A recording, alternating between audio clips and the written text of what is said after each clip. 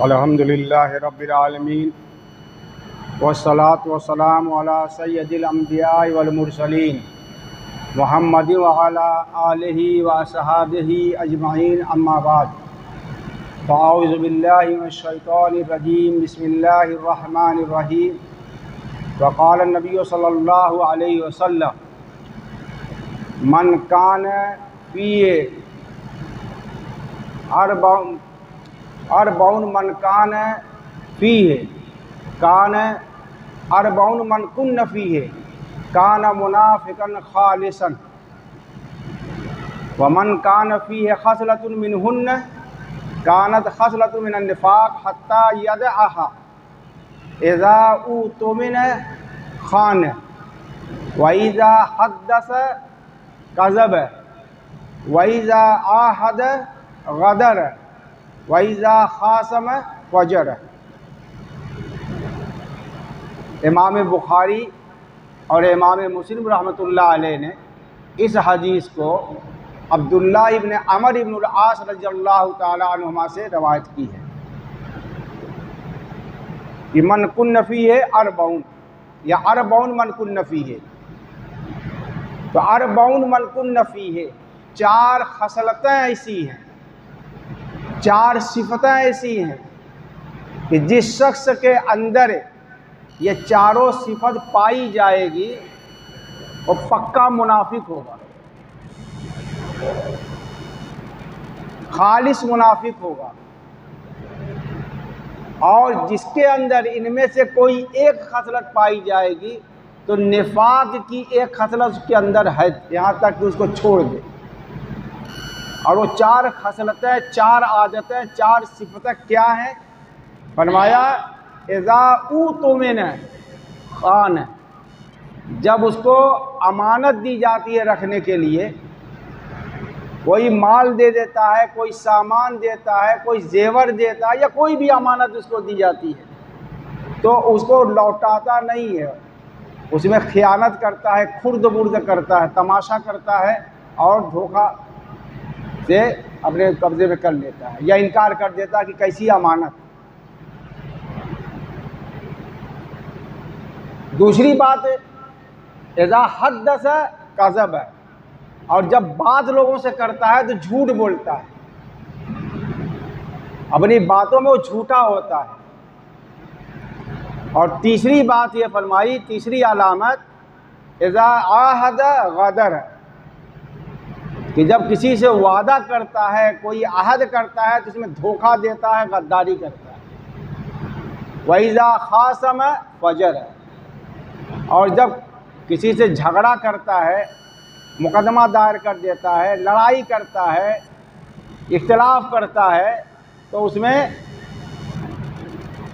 गंदी गंदी बातें करता है, गालियाँ देगा, झूठे वादे शहादतें देगा, झूठी गवाहियाँ पेश करेगा, गाली गलौज करेगा।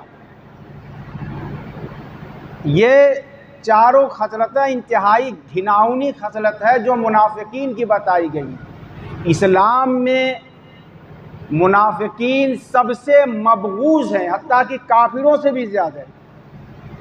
इन्नल मुनाफिकीन लदरकिल अस्फल, अल्लाह ताला ने उनका दर्जा जहन्नम में सबसे नीचे रखा है। जहन्नम के 7 तबके हैं और सबसे निचले तबके में मुनाफिक होगा। काफिर का तो कुफ्र खुला हुआ है, मुशरिक का शिर्क खुला हुआ है। और मुनाफिक होता क्या है? मुनाफिक होता है कि ज़बान से जो कहता है दिल में उसके खिलाफ रखता है। अल्लाह के रसूल सल्लल्लाहु अलैहि वसल्लम के पास आते थे और कहते थे कि हम ईमान ले आए, हालांकि वो दिल में आपकी रिसालत को तस्लीम करने के लिए तैयार नहीं, दिल से आपको रसूल नहीं मानते।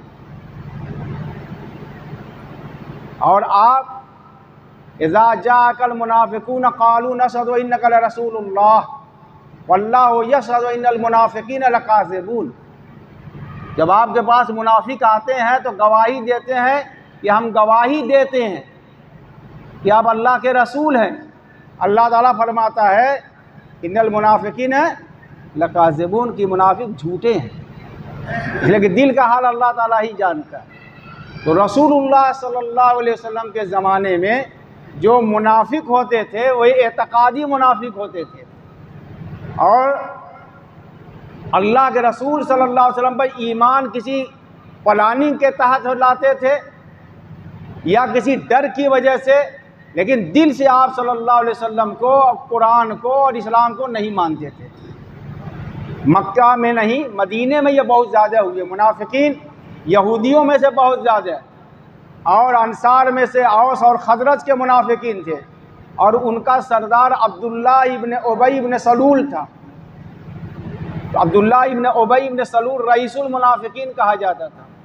और ये सब डर के मारे जब देखा कि इस्लाम बढ़ रहा है, पूरा मदीना इस्लाम ले आया है, तमाम अंसार इस्लाम ले आए हैं, और इनके दिल में हज़म नहीं हो रहा था, तो बज़ाहिर इस्लाम ले आए, और उसके बाद दिल में आप सल्लल्लाहु अलैहि वसल्लम के खिलाफ नफ़रत पनप रही थी, दिल में कुढ़ रहे थे, दिल में आप के खिलाफ साजिश करने का मंसूबा बनाते थे, यहूदियों से मिले जुले थे, और जब भी मौका मिलता था तो आप सल्लल्लाहु अलैहि वसल्लम पर तंज़ किया करते थे, और आप सल्लल्लाहु अलैहि वसल्लम को बुरा भला क्या करते थे, और फिर बोले वाले मुसलमानों के सामने खुल के कहते थे, और जब आपके पास आते थे तो झूठी कसमें खाते थे, ऐसा हमने नहीं कहा।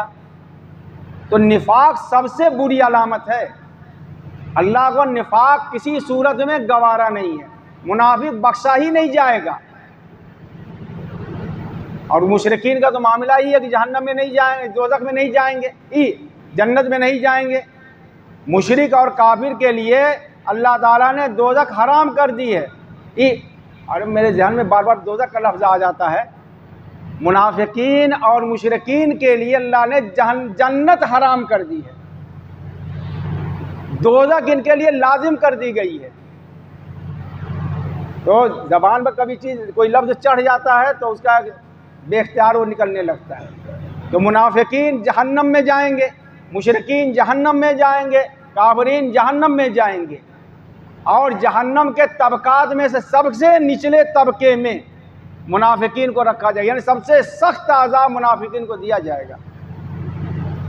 अब अल्लाह के रसूल सल्लल्लाहु अलैहि वसल्लम ने यह फरमाया कि मुसलमानों में से जिनके अंदर, तो अब ये समझ लीजिए कि वो एतकादी मुनाफिक थे, यानी ईमान सिरे से लाए ही नहीं थे, उनके अंदर इस्लाम था ही नहीं, ईमान था ही नहीं।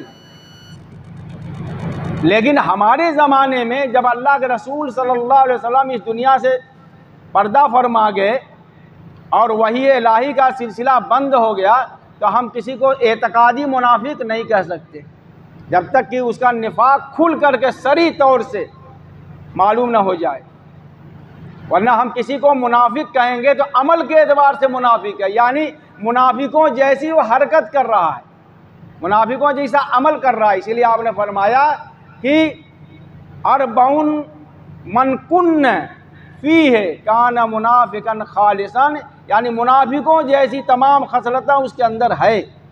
और यह मुनाफिक की 4 खसलतें बिल्कुल नुमायाँ। वो झूठ बोलते थे, लड़ते थे तो गाली गलौज करते थे, वादा करते थे तो वादा खिलाफी करते थे, और अमानत उनके पास रखी जाती थी तो हड़प कर जाते थे। अब यह मुसलमानों में कोई पाई गई। अब एक आदमी ईमानदार माना जाता है, पहले ज़माने में उसके पास जब बैंक वगैरह नहीं होता था तो एक दूसरे के ऊपर एतमाद करते हुए, नेक और बुजुर्ग समझते हुए, ईमानदार समझते हुए लोग अपने घर का जेवर वगैरह पैसा वगैरह रख दिया करते थे। अब तो कोई हिम्मत भी नहीं करता। अभी तो 50 साल पहले अतरारी के बहुत से लोग हमारे मोहल्ले में, गांव में बहुत से लोगों के पास अपना जेवर वगैरह ला के रख दिया करते थे। 50 साल की बात है, हम लोगों के होश की बात है। अब अगर कोई ये तो कान पकड़ लेते मुसलमान, अरे पक्का बेईमान है। मुसलमान मतलब बेईमान, और पहले मुसलमान मतलब ईमानदार।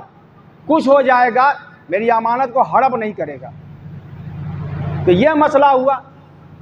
तो आप सल्लल्लाहु अलैहि वसल्लम ने जो अलामतें फरमाई हैं, क्या हम उस पर गौर ज़रा करें कि हमारे अंदर इन अलामतों में से कौन कौन अलामतें पाई जाई हैं। किसी मोमिन के अंदर ये चारों अलामत तो नहीं पाई जाएगी। चारों अलामत बैक वक्त इल्ला यह कि नहायत ही बदकिस्मत हो और वो मुसलमान भी और चारों अलामत भी पाई जा रहा है। ऐसे अफराद हैं दुनिया के अंदर, मुसलमान कहे जाते हैं, लेकिन ये सिफतें उनके अंदर जो हैं वो मुनाफिकों वाली मुशाहिदे में भी लोग देखते हैं और तजर्बा भी करते रहते हैं। तो सबसे ज़्यादा पनाह मांगनी चाहिए अल्लाह ताला की कि अल्लाह ताला इन खसलतों में से कोई खसलत हमारे अंदर न रखे। अब देखिए, हमारी ज़िंदगी में झूठ ऐसा रचा बसा है कि हम झूठ की कबाहत को और उसके हराम होने को महसूस भी नहीं करते। शायद ही कोई बचा हो, मौलाना से लेके जाहिल तक, मौका ब मौका झूठ मिलने से बोल देते हैं।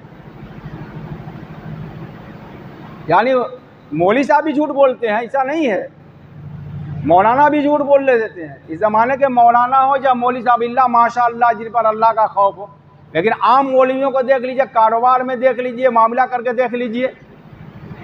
इसलिए कि मैं अपने को बड़ी कहता हूँ, ये मत समझिएगा, सब इसी मुआशरे का मैं भी हूँ। बस ये कि दीन की बात मैं बता रहा हूँ। अल्लाह ताला मुझको भी तौफीक दे, वरना मैं भी झूठ बोल देता हूँ, आप भी बोल देते हैं। और कुछ तो ऐसे होता है कि झूठा मसूरी हो जाते हैं। हमारे एक साहब थे खैराबाद में, इतना झूठ बोल देते कि झूठवा मसूरा हो गए थे, उनका अलामत हो गई थी। अब नाम नहीं लेना चाहता मैं, लेकिन सब जान रहे होंगे, उनका नाम ही झूठ पड़ गया था। जैसे उनका नाम आता था फौरन लोग समझ जाते थे कि ये इतना झूठ बोलते हैं। और झूठ तो मुआशरे में इतना आम हो गया कि उसकी कबाहत, उसकी खराबी निकल गई है। और मोमिन और झूठ बोले। अल्लाह के रसूल सल्लल्लाहु अलैहि वसल्लम से एक मरतबा सहाबा ने पूछा, या रसूल अल्लाह, क्या कोई मोमिन ज़िना कर सकता है? तो आपने फरमाया कर सकता है, तौबा कर लेगा अल्लाह ताला माफ़ कर देगा, ये उस पर सज़ा हो जाएगी, खुल के गया तो सज़ा दी जाएगी। क्या मुनाफिक है, क्या मोमिन कोई ऐसा काम कर सकता है? चंद चीज़ें पूछी और उसमें पूछा क्या मोमिन झूठ भी बोल सकता है? तो कहा मोमिन झूठ नहीं बोल सकता। मोमिन और झूठ जमा ही नहीं हो सकते। और आज हमारा मामला है कि किसी पर यकीनन एक सच बोल रहे होंगे। अल्लाह अकबर, कितना बदल गए हम लोग हैं। और सब मुआशरे में सब पूरा आवा टेढ़ा है, आवा की आवा टेढ़ा है। एक आदमी खड़ा होकर कह दे कि मैं झूठ नहीं बोलता हूँ तो मैं उसको 500 रुपया दे दूंगा, लेकिन कोई खड़ा ही नहीं हो सकता। मैं जानता हूँ मेरा 5 रुपया नहीं, 500 रुपया मेरा निकलेगा नहीं। अरे मैं 5000 का दूँ तब भी नहीं निकलेगा। और अगर कहेगा कि मैं झूठ नहीं बोलता, वो भी झूठ है। अगर कोई कह दे कि मैं झूठ नहीं बोलता तो वो भी झूठ है। इसलिए कि झूठ की कबाहत हमारे दिल से निकल गई। और बेईमानी किसी के पास रख कर देख लीजिए। यहाँ पर कारोबार करते थे, कलकत्ता जाते थे, और वहाँ से किसी ने ईमानदार समझ के, कई लोगों का ऐसा वाक़या कि मेरे घर में 20,000 रुपया दे दीजिएगा, आया दिया ही नहीं। पूछा क्या हुआ? क्या करे यार, मैं ज़रूरत पड़ गई थी, मैं खर्चा कर दिया। यानी अमानत अपने मामले में ले आए। किसी की अमानत को खियानत करना इतना बड़ा जुर्म है, इतना बड़ा जुर्म है कि अल्लाह ताला उसको माफ़ नहीं करेगा। नमाज भी अमानत है, नमाज भी अमानत है, इबादत भी अमानत है। यानी सिर्फ मामले में पैसा, रुपया, पैसा, जेवर वगैरह, सामान वगैरह ही अमानत नहीं। अल्लाह ने एक अमानत हमको दी है इबादत की। नमाज को उसके औकात में अदा करना और ईमानदारी के साथ अदा करना कि दिल अल्लाह की तरफ लगा हो, ये अमानत है। या अय्युहल्लज़ीना आमनू तुअद्दुल अमानात इला अहलिहा, इसमें सब चीज़ आ गई। मामिलात भी आ गए, इबादत भी आ गए, सब कुछ आ गए। नमाज की बददियानती और ख़यानत यह है कि नमाज को नमाज की तरीके से न पढ़ा जाए। रोज़े की ख़यानत यह है कि रोज़े को रोज़े की तरह न रखा जाए। रोज़ा रख के झूठ बोलना, रोज़ा रख के झगड़ा करना। अल्लाह के रसूल ने फरमाया जो रोज़ा रख करके झगड़ा करता है, झूठ बोलता है, उससे कह दो कि भाई तुमको अल्लाह ताला को तुम्हें कोई हाजत नहीं है। मल्लम यदा ज़ूर वला हाजत लिल्लाह फीह, जो झूठ को न छोड़े रोज़ा रख करके, तो अल्लाह ताला को उसके रोज़े से कोई दिलचस्पी नहीं है। अब अगर कोई झगड़ा करता है तो कहते हैं रोज़ा लग गया, रोज़ा और लगे तो खामोश हो जाएगा। कहते नहीं, उल्टी ताबीर हमने कि रोज़ा लग गया है। अरे कहो कि भूख लग गई है, दिमाग बौखला गया है, गाली गलौज करने लगा। ऐसे ही हज करने जाएंगे तो हज का भी मामला वही होता है। यानी इबादत में भी अगर हम कमी करते हैं तो भी खयानत, किसी के माल को अमानत रख के उसको नहीं देते हैं, यहाँ तक कि एहतियात करने के लिए कहा गया कि जो चीज़ वो रखें, जो चीज़ हो रखें, जो रुपया रखें सेम वही रुपया भी दीजिए। लेकिन अब तो फुकहा ने कहा कि उसकी अगर रुपया 500 का नोट दिया और आपने उसकी जगह पर दूसरा रख दिया तब भी अमानत है, लेकिन कीमत देखी जाएगी, नोट में कोई फ़र्क नहीं है। लेकिन एहतियात का कि जो नोट उसने दिया था बेआईन ही वही नोट हम रखे रहें, यह अमानत का आला दर्जा है। और वादा करना इज़ा आहदा गदर है। कौन इसमें है हमारे पूरे जामा मस्जिद में या पूरे गांव में कि वाकई इल्ला माशाअल्लाह 100 में 1% शायद निकल आए कि किसी से वादा करें और वादा को पूरा करें। बीवी से वादा किया, बेटे से वादा किया, तुम्हारे लिए यह ला दूंगा, फलां से वादा किया, अरे मैं तो ऐसे ही कह दिए था।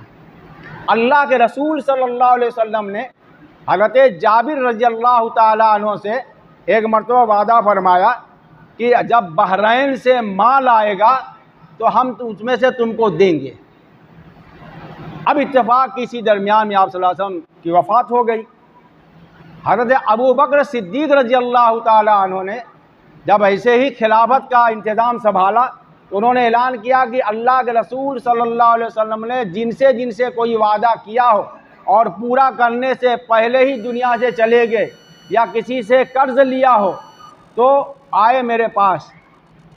और हज़रत जाबिर ने जा कर के फरमाया, अर्ज़ किया कि अमीरुल मोमिनीन या खलीफतुर रसूल, अल्लाह के रसूल ने मुझसे वादा किया था कि बहरैन से माल आएगा तो मैं उसमें से तुमको दूंगा। लिहाजा हज़रत अबू बकर ने उससे कहा कि रखा हुआ है, जितना चाहे ले लो। और वो हाथ उठा के लिया तो 500 दिरहम उनको आया। ये एहतमाम हज़रत अमीर मुआविया रज़ियल्लाहु ताला अन्हु और कैसर के दरमियान जंग बंदी का मुआहदा हुआ था। जंग बंदी का यानी रूम का बादशाह कैसर और हज़रत मुआविया, इनके दरमियान जंग बंदी का वादा हुआ था। मुआहदा ख़त्म हो गया कि कल तारीख़ को मुआहदा ख़त्म हो जाएगा और उसके बाद कोई भी इस पर हमला कर सकता है। हज़रत अमीर मुआविया ने यह सोचा, बड़े चालाक माने जाते हैं, अरब के 4 चालाक तरीन लोगों में हज़रत मुआविया भी थे, मुगीरा इब्न शोबा थे, ज़ियाद इब्न अबी थे और एक ध्यान में इस वक्त नाम नहीं आ रहा है, तो 4 आदमी थे, अमर इब्न आस। ये 4 आदमी अरब के दाहियतुल अरब कहलाते थे। तो हज़रत मुआविया ने यह सोचा कि मुद्दत तो पूरी हो गई है, लिहाजा अचानक उन पर हमला कर देंगे। तो फ़कीह उस वक्त एक सहाबी थे, उन्होंने कहा कि अमीरुल मोमिनीन गद्दारी होगी, मुआहदा ख़त्म हो तो इत्तला दो कि अब आइंदा मुआहदा नहीं करेंगे, उसके बाद हमला करोगे। देखिए मुआहदा पूरा हो चुका था और हमला करते, लेकिन जब मुआहदा नहीं आगे बढ़ाना तो इत्तला करनी पड़ेगी। यह इस्लाम का आला तरीन मकाम है अखलाकियात के एतबार से कि दुश्मन से भी अगर वादा किया है तो उसको पूरा करो। इधर तो हम अपनी बीवी से वादा करके, बेटे से वादा करके, दोस्त से वादा करके मुकर जाते हैं और कहते हैं कि अरे क्या तो दिया था, हो गया, नहीं हुआ तो मैं क्या करूं। वादा खिलाफी करना ये मुनाफिकीन के आला दर्जिन अलामतों में से है। अब वादा का मतलब ये नहीं है कि आप उसको क्या समझे, सिर्फ कारोबार में देखें।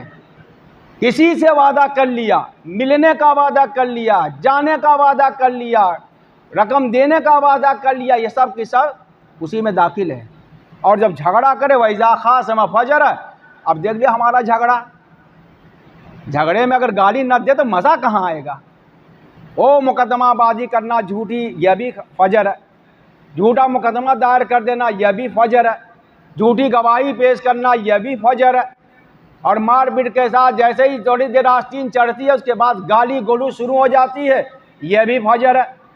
तो ये तमाम चीज़ें अलामतें अल्लाह के रसूल ने फरमाई है और इसमें से जब हम बचेंगे। लेकिन ये मुनाफिक इस ज़माने में हम किसी को एतकाद का मुनाफिक करने का हुक्म नहीं लगा सकते, ये अमल के मुनाफिक है, यानी इनके अमल में और मुनाफिक के अमल में कोई फ़र्क नहीं है। अल्लाह ताला हम सबको इन तमाम सिफतों से जो हमारे अंदर पाई जा रही हैं और निफाक की अलामतें हैं, बचने की तौफीक अता फरमाए। व आखिर दावाना अनिल हम्दुलिल्लाहि रब्बिल आलमीन।